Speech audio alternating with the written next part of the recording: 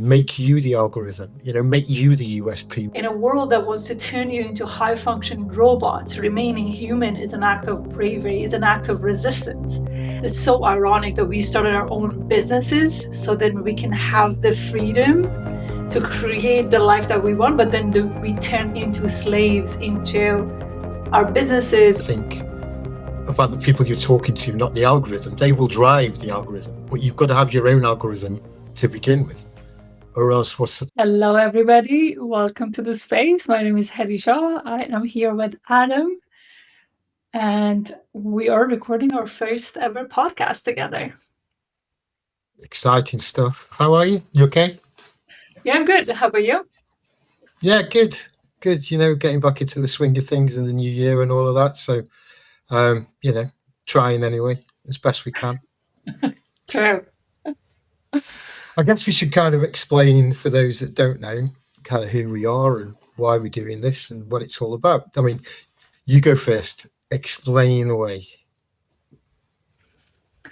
Yeah, I'm going to start by introducing myself and what I do, and then why we decided, at least from my point of view, we decided to do this because we felt like there is a massive need for these types of conversations in the business space. So I'm a body worker and a mindfulness teacher, and I've been running my business for the past 8 years, coming to 9, actually, unbelievable. And I support humans to break free from the construct of today's society, to create their unconditioned lives so they can turn setbacks into strength, experience greater vitality, creativity, and trust in their bodies. So I do that through a few different modalities, including but not limited to functional strength training, posture alignment, and the magics of mindfulness. I remember a while back, Adam and I met at a networking event. And then we had this amazing conversation around marketing. And I think I even hired you to help me with overview of the marketing stuff that I was doing, because I felt like I was doing a lot of stuff, but it didn't feel like they were fully aligned, or I couldn't see the big picture. Because at the time I was doing a lot of corporate well-being, focusing a lot of my energy on the corporate well-being. And then we had this amazing conversation around the pressure business owners feel on marketing, or marketing a certain way, or becoming someone that they're not, so then they can market themselves. And I attended one of your workshops, and that was very amazing to me because you didn't feel like the typical marketing gurus. It's like, hey, we should be doing this, we should be doing that, and the extra pressure that often business owners being burdened by. Rather, you have this very settled approach to marketing that is like these are all your tools, but it's your way of choosing which one works for you. So then you can become more of you than trying to become someone that you're not. And for me, I think over the years, I've gotten really comfortable with marketing myself the way I am, rather than feeling that I need to perform or be a certain way to market myself. And I want that for everybody. And I really believe that there's a beautiful synergy between how we market ourselves and how we feel on the inside about how we're marketing ourselves, and or who we are and what our purposes are in the world. I told people about what do you do, but I'm sure you can go a lot deeper in that. Yeah, I've been in marketing, 25 years, various guys over the years, working for different organizations. And then at the same time as you went on your own, really, about 8.5 years ago, I set up my business, which is called Admire. And yeah, a lot of my work is running workshops. So I will go work with people who are thinking of setting up businesses or have set up businesses that may be struggling with what they're doing. I run workshops. I go into prisons. I run workshops for offenders who are looking to go self-employed when they get released. And then I work with clients on a longer term basis. But a lot of my work is, as we said, as we did together, which is reviewing everything. I think for me, the key thing is, and we've talked about in the past, and which is one of the reasons why this is all starting, is it's all about people for me. And it's so much of it is about people behind the business. And you will have your marketers that will talk about the 4 Ps and this, that, and the other. Whereas the 4 Ps for me are people, people, people, and people. This is what it's all about. And I try and be a little bit different than some of the guys that you see, particularly on LinkedIn and places. I'm going to make you $1 million before you even wake up. One, I find it ironic, and two, some of it. I was watching some guy yesterday. He was on TikTok who was telling people how bad it is to be scrolling and swiping and spending all your time on social media. And net, surely that's how he makes his money. So it's kind of like, hang on, you can't be both. You know what I mean? So I think after our conversations, we were just like, there's so much synergy between what we do in that, there's so much that around you, what you've talked about being conditioned and unconditioned. And we are conditioned to do so much when we've got our own businesses, that it's about how we can break that out and make it a little bit more not general, but make it so that it is about you and about your way, your algorithm, what you want to be, how you want to be, not the algorithm. Getting out of your lane and your USP and all of this kind of stuff. And I think that's where there's so much that we've talked about before we started this that has got so much that we can link together. I think it's a really exciting avenue for us to explore. Yeah, I'm really excited to have these conversations because I feel like even though consciously so many of us recognize this, but I think there is a gap between like recognizing it and seeing it how it can actually be practiced. And for me, I've been doing that for a very long time, but still, like we talked about it before our recording, how now I feel like I'm even going to a new level of unconditioning of like all the things that I felt like I learned and I've done, and some of them worked, so many of them didn't work. But I feel like I still need to strip away even more stuff as I am starting this new year. And also going into the whole conversation of the pressure that we put ourselves on the new year, that we need to be doing more. And we're not talking about, okay, so before we do more, before we add more, can we declutter first? Can we remove the stuff that is not needed? And I feel like I am very much going through that phase, and I'm not rushing into adding more to my plate. Rather, okay, what are the stuff that I don't want to do anymore? And and then also taking that guilt and that shame out of it. And I know the ego always wants more and more and more. And then when you were saying that, as business owners, like finding our own voices, and it's so ironic that we started our own businesses so then we can have the freedom to create the life that we want, but then we turn into slaves into our businesses or how the business should be done, rather than like, okay, what is my way of doing it? How do I want to do it? How do I enjoy doing it? I think one thing that has been coming up a lot for me this year is like, how can you do it so you enjoy it rather than feeling, it's like, another to-do list, another thing that you need to be doing. Yeah, I think it's that thing, isn't it? And I'm sure you hear it a lot this time of year. I hear a lot, new year, new you. And it's that thing of people feel that they've got to reinvent themselves, whether that's to start a new business, turn the side hustle into a permanent project, or, with their own mental and physical health and well-being. But so many people think that's about reinvention when it isn't. It's actually about what so much of you've already got it.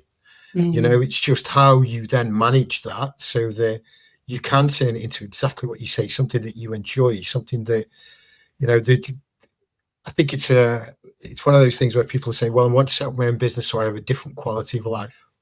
And you're like, that's fine, but you do realize when you do set up your business that it's going to be a struggle. You're not going to be, on the golf course at 2 o'clock every Friday afternoon. It isn't like that, but you've got to embrace that and enjoy it because you're working towards something that is obviously a passion, that is obviously something you really care about. So it's bringing all that together. And, that thing of, before Christmas, people say to me, right, next year, 2025, this is the year I'm going to do this. It's going to be the year I'm going to do that. It's still got to start from here. It's still got to come from within.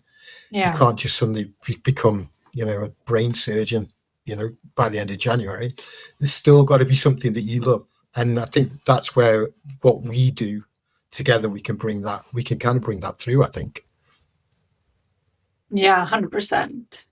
And I'm really excited about having those conversations, not because we figured it out completely, but I think because along the way we didn't have people who were also figuring it out along the way. And I always say this, and I think this came to me, I think 5-6 years in business, that I have I have to lists. Like, I have to do this, I have to do that, I have to do that. And then what is the I get to do list then? If we are having our businesses and there's an extra layer of stress and anxiety that comes with having your own business and being fully responsible for whether the money coming in at the end of the month or not. So there's another side to it. Is like you can decide to take time off in the middle of the day and just go for a walk whenever you want. But I think sometimes we get so consumed by the have tos as a business owner that we don't lean into the things that you get to. And if you want to tie that into the marketing and going beyond algorithm and what we feel like what personal branding is like really being able to remember that you get to do this. So it can be your way of doing this. For example, if you are an introvert and going to networking is not your thing, just constantly every year planning on doing 10 networking events a month, that's not going to work for you. It's like No. you just set up yourself for more shame, more guilt, more sense of failure.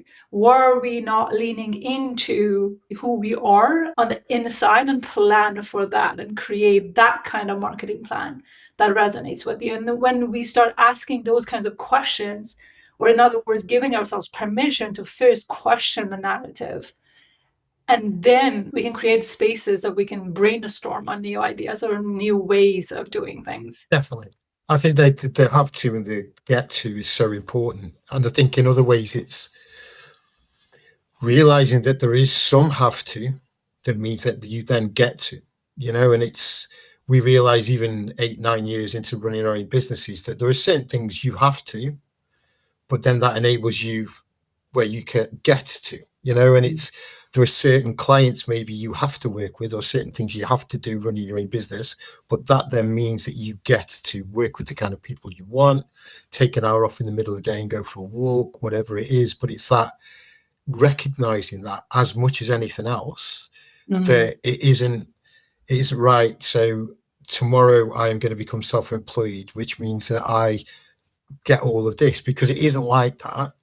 But there's so many more opportunities that you get because of it, and I think it's picking up on like you said so right about, if you don't like networking, don't go networking. Or the amount of times people say to me, so how do I find my USP? And I go, well, you've got it, you find it already. And they'll be like, how? I go, you are the USP. You will do things differently than other coaches. I will do things differently than other marketing people.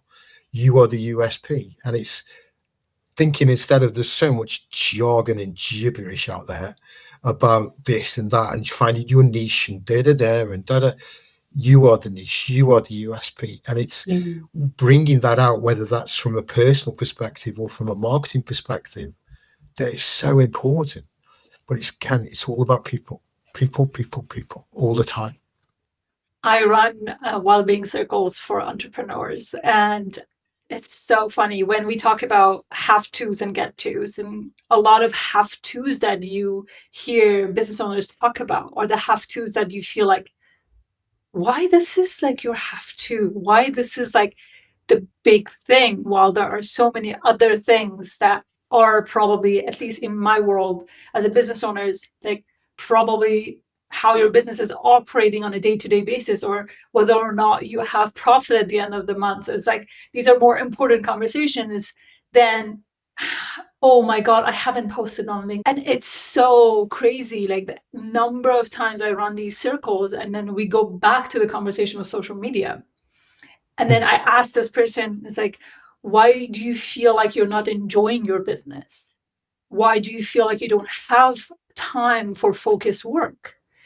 And he normally gets his focused work 10 to 12 a.m., 10 p.m. to 12 a.m. I was like, why is that? Why do you think that's the case? And then he reflected back to me, he's like, because I get consumed by LinkedIn. I make a post on LinkedIn in the morning, and then I need to be on LinkedIn and engaging and commenting. And there's this sense of urgency that I need to be there. I'm like, so you can change the time that you post on LinkedIn. So then you have a few hours of productive conversation. And then when you get on LinkedIn, so that sense of production, or that sense of being useful for your business, Yeah, is going to carry over to the way you show up to LinkedIn rather than the other way around. so true. And when you make a choice of like doing your business, it's already a difficult task. So why are you making it even more complicated with the way you do social media, or you think you should be doing social media? Yeah. I mean, that goes back to the conditioning thing. We are so conditioned that we should be doing this. And just because we see other people doing it. And someone I've worked with recently, where they went to a networking event and they were like really angry almost with themselves because they didn't post it that afternoon on LinkedIn. And I'm like, doesn't matter.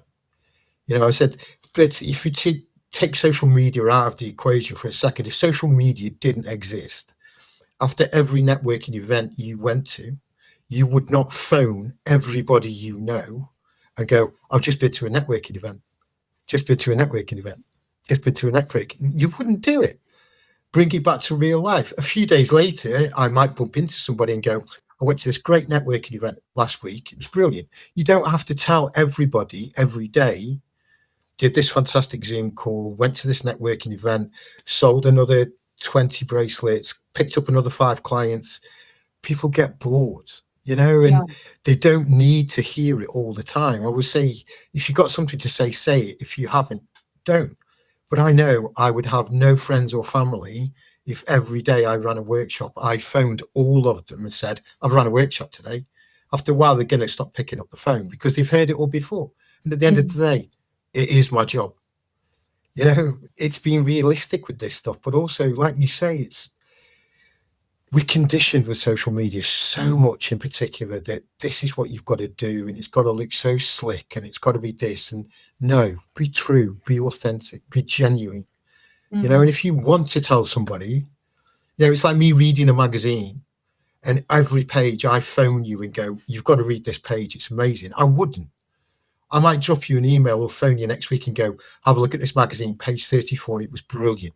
But I wouldn't describe every page of the magazine to you, because and it's that side of things. But we are drilled and we are so conditioned into, I need to be posting every day on LinkedIn. It's got to be this. I've got to get so many likes, so many views. No, it's rubbish. It's rubbish. Yeah.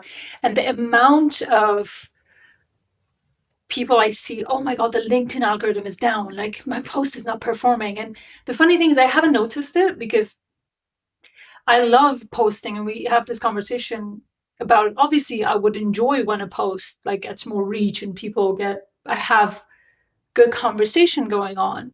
But my self-worth is not attached to it. I live that No. life, and it's not a worthy life to live. And I had this when you were explaining, so you don't need to post everything to say, "Oh, I'm here, like I'm doing the work, or like I'm running my business," kind of thing. If you do feel called to, feel inspired to, go ahead, do it. So I Yeah. know some people also struggle with even sharing their like wins and what they accomplished, or like the client testimonials and things like that. But then there's another side to it. It's like I see in the well-being space oftentimes people add this spiritual coach to the side of their name, and there's a lot of conversation I also been in the spaces that I coached newer business owners in the well-being space. um, and then they get so wrapped up in this idea of identifying themselves as a spiritual, and I'm like, your essence, speak to it without Hmm. like, I'm not going to come to, yes, I might, if there is context, I will talk about like my practices and the things that grounds me. But I don't identify, we're all spiritual beings, right? So we don't need to keep explaining ourselves. Sometimes we need to allow that experience, that power, that essence be presented through the work that you're presenting to the world, and take that pressure off that you need to be literally explaining every little things about yourself. And I feel like there's this business coach I follow on Facebook, and every other day she posts on, I don't know, I'm not a business coach, I'm not a life coach. Like she always struggles with the title that she chooses for herself. And why are you complicating stuff? It's like it doesn't need to be complicated. And just trusting that your essence is speak to people, and you don't need to. This is like also like a reminder that I need for myself. It doesn't mean that I figured it out all the time, but I think it's just a way that you confuse the hell out of yourself, so then you're not moving forward, or you at least don't feel like you're moving forward. Yeah, I think, but no matter what it is, whether it is the well-being space, coaching space, spirituality, marketing, we overthink things, and we're constantly being bombarded with information. And if I took on board everything I should do every day, so as soon as I wake up, drink a pint of water, have a cold shower, take a cold bath, meditate for 5 minutes, listen to a podcast, read a journal, read somebody's biography, watch a TED talk, I would get no word done. But this is supposedly what we're supposed to do. And it's the same with marketing, and there's this, I don't know, it's an expectation almost that, right, I'm self-employed, so therefore I need to do this. And it's actually the vast majority of people I speak to now, social media is more like a portfolio. It's not really a sales tool. Mm. If people are listening, and I hope we've got some people listening, if people are listening to this today, it isn't the fact that they've just stumbled across your LinkedIn profile and you've got some work from it. It's because they've listened to this, they like what you say, they want to come and check you out. It's more like a portfolio. It's not a sales tool, especially when we're like independent consultants. And we're not Coca-Cola. We can't just put up a picture of a new product and it's going to sell in its millions. But this is our portfolio. It's that the constant battering of information. You should be doing this, you should be doing that. You've got to be on TikTok. No, you haven't. If you hate it, don't use it. Would you just go and do something? Again, I was trying, it's easy for me to get my brain around sometimes. I try and bring things back to real life. Would you do this in real life? If the answer is no, then why are you doing it on the screen? Why are you creating a persona? Especially when we are the product. In what we do, people are buying us. We are the product. They're not buying a textbook. They're buying someone with emotion, spirituality, experience, empathy, authenticity. You've got to showcase that. And this, for me, is that switching mindset of social media generally is your portfolio. For some people, it's going to be more of a sales tool than others. But I judge all of my social media. People will meet me at a networking event, and of course, they're going to go and check out my social media. But that isn't what gets us working together. It's that meeting. Yeah. That goes back to what you were saying about if you're not comfortable. I hate seeing myself on video. So you won't see me doing videos on LinkedIn, even though that's what marketing gurus do. Yeah. No, because that's not me. The great thing is we've got the opportunity, and this is what this was all about, was you and I talk, and there's so many different things we think about. But what we want to do with each of these is kind of break it down a bit and go through how some of the jingoistic stuff can carry across both of our worlds. Things like we said around be the algorithm, instead of being focused so much on the social media algorithm, make you the algorithm, make you the USP, make you the Oh yeah, niche, those 100%. kind of things. So we can break. What we want to do is and that was the whole point of doing this, wasn't it, is to loop more into each of those as we go, and hopefully bring a bit of kind of headspace to people to go, actually, yes, that's the way to think about this stuff. And for me personally, like for example, I stopped doing Instagram because I realized Instagram, in order for you to win, you need to be able to like pick the viral songs, do the things that like I'm not willing to do. And I believe that my work is more of a deeper work, and I can't have it be like I do 1 minute videos, but I'm not going to put that pressure on myself to just compete with the algorithm and the SEO to exist in the world or to justify my existence in the world. And we also see so many people, they don't go with the algorithm and they still perform really well. And I Yeah. think when you really trust your essence and who you are and defining your own algorithm, what makes you tick, what is your purpose, what are you enjoying rather than what the world is expecting you of, or what a bunch of business owners that succeeded do things a certain way, you should be doing it a certain way. That really allows you to be discerning on even what platform works for you and what doesn't. And we talked about how I gave TikTok a try because so many people told me, oh, you should get on TikTok. You should get on TikTok. And then I got on TikTok, enjoyed it. The first few posts performed really well.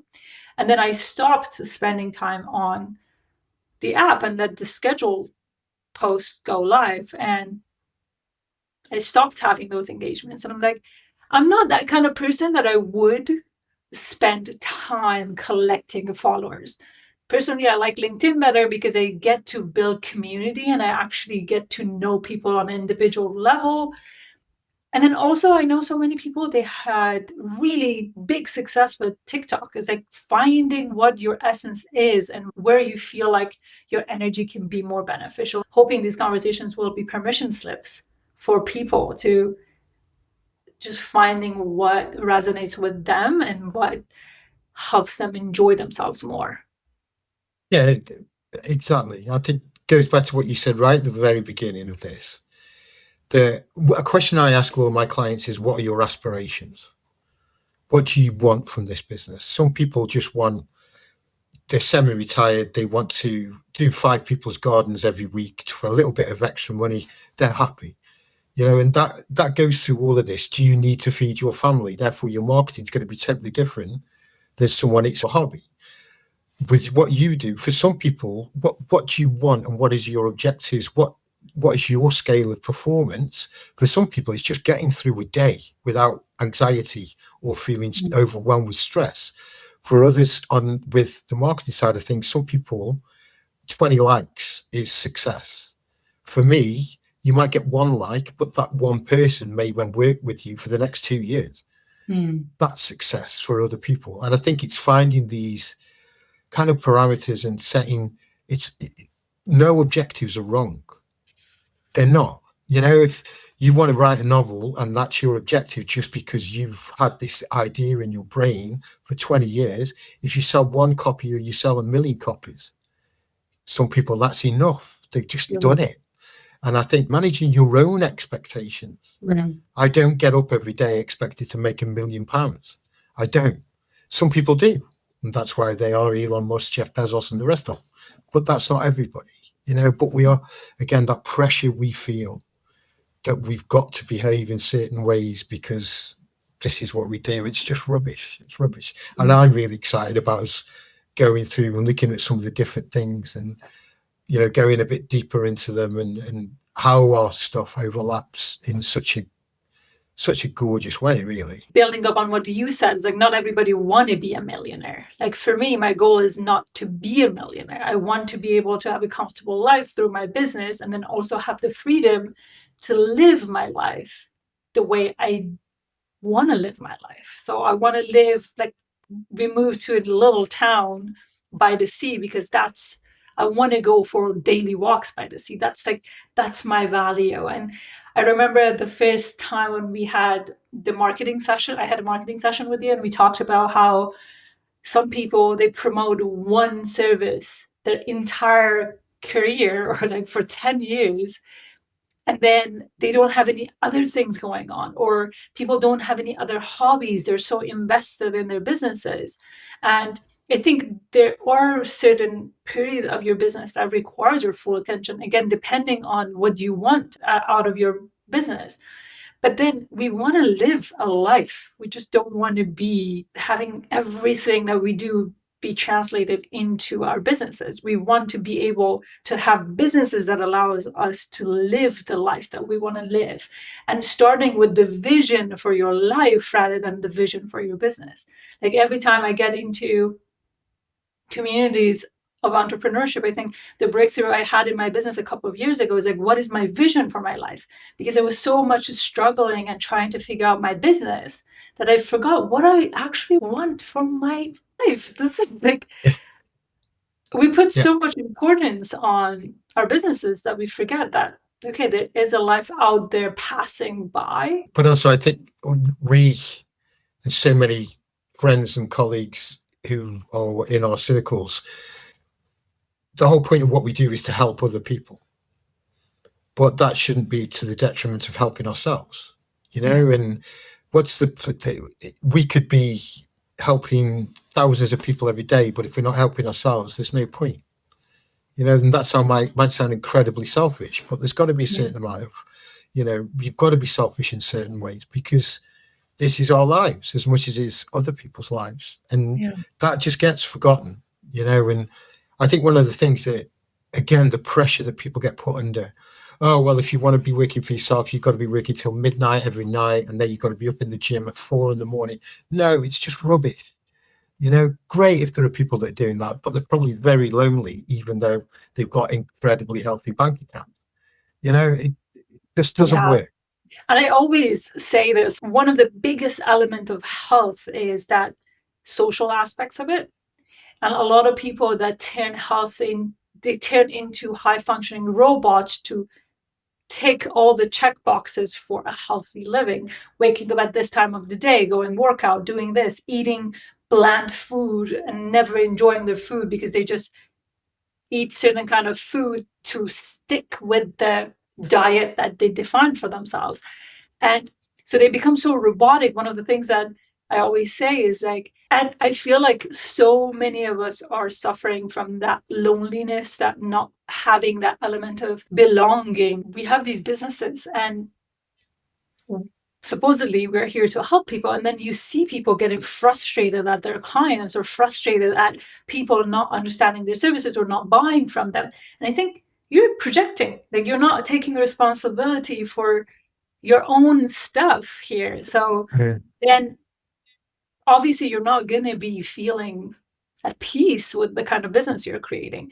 And then normally those kinds of people had the pattern of getting obsessed over the algorithm, getting obsessed over their social media performance, and they put more faith on the algorithm than the humanity and the people they're serving. And that's like always amazes me. Yeah.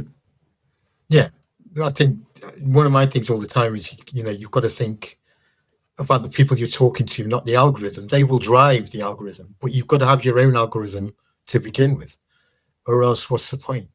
And you want to, obviously with all of these social media platforms, they're only going to put stuff in front of you that they know you like to keep you on the platform. What's the stuff that you want in front of you to keep you going with your business, to keep you going helping people?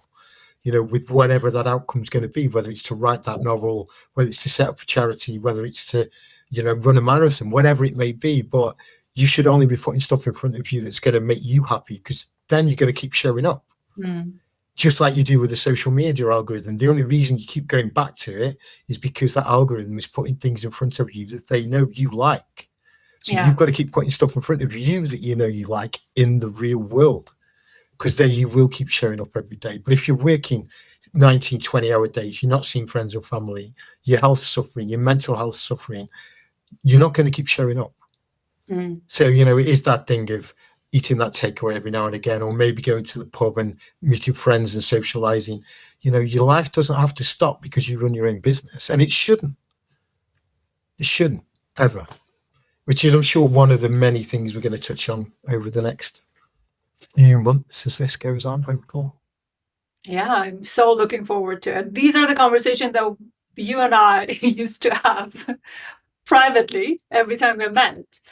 And I know it's going to be such a beautiful process to create this experience for people and being able to tap into these different conversations and hopefully create a community that we get to prioritize living for the enjoyment and the pleasure that our businesses are creating for us, rather than getting obsessed over how a post is performing. And the element of impermanence is yes, it's present in our lives, but it's even more present in social media platforms. I'm seeing so many people moving away from Instagram, which just only a few years ago was a massive deal, right? Mhm. And being able to step back from all the noise and take a moment and having these conversations to anchor ourselves in something greater than social media. Social media is just a tool for us to build lives and change lives the way we meant to in this world. And your essence is so needed in the world we live in, especially that untethered essence, being discerning enough to receive all the information, all the tips, all the things, but then also choosing, like seeing if that aligns with who you are as a person and the way you want to operate your own business. And also, it's important to mention there are so many super successful businesses that they don't do social media. Yeah. And it's not the end of the way you market your Yeah. stuff. No, exactly. I think again that's that whole, we get pressured so much. You know, even some of the biggest businesses in the world will perhaps post 2 or 3 times a week just to keep things moving and keep people interested. And I think that gets forgotten so much. And it's like this thing all the time of think about things in real life. How would you behave in real life? Yeah. You know, and you wouldn't go around and knock on everybody's door, you know, every time you did something. But that's the kind of way we feel that we should be on social media. And it's just, it's wrong in so, so many ways. Because I know if I did that to me every day, I'd be telling myself to off after a while because I don't care. I know you run workshops, Adam. It's your job. Great. If something really inspiring's happened that day, or like when we met and things like that, where you really want to go, yeah, met this person, they're amazing and can't wait to work together. What great. But if it was just another day, you know, what you don't get people who work on, you know, production lines, Instagramming, pack some more boxes today, you know, because you don't, that's their job, you know, and you wouldn't expect them to. So why do we expect that that's what we should be doing? Because it's just not true. It's not true. Yeah. And Adam and I have a massive list of topics that we want to cover. And if any of you have any topics that we want to discuss on, please leave them down below in the comment section, or you can follow us on our social media platforms. I know both of us are more active on LinkedIn nowadays. I also do YouTube. I don't know, is there any other platform that you are active on? Instagram's the main one. Instagram and LinkedIn are my two, really. Okay, cool. Yeah, so you can find us there as well if you want to reach out directly and have a conversation. We both will be open to it. And then we will love to hear your feedback, your thoughts. What are you exploring? What are you unconditioning from these days in the ways that you're running your own businesses? Yeah, anything else that you want to touch on, Adam? Anything that we No, need to... just tune in next time, and yeah, we'd love to hear from you. And you know, whether it is more from the marketing side, whether it's more from health and well-being, but obviously, if we can, we want to bring all of this together and share experiences. So if again, if there's experiences you want to share or things that have really helped you run your business, you know, or different mindsets that you've adopted, inspirational stuff, share it with us, and we can talk about it. Definitely. Beautiful. Till next time. This session is complete. Take care. Take care, everybody.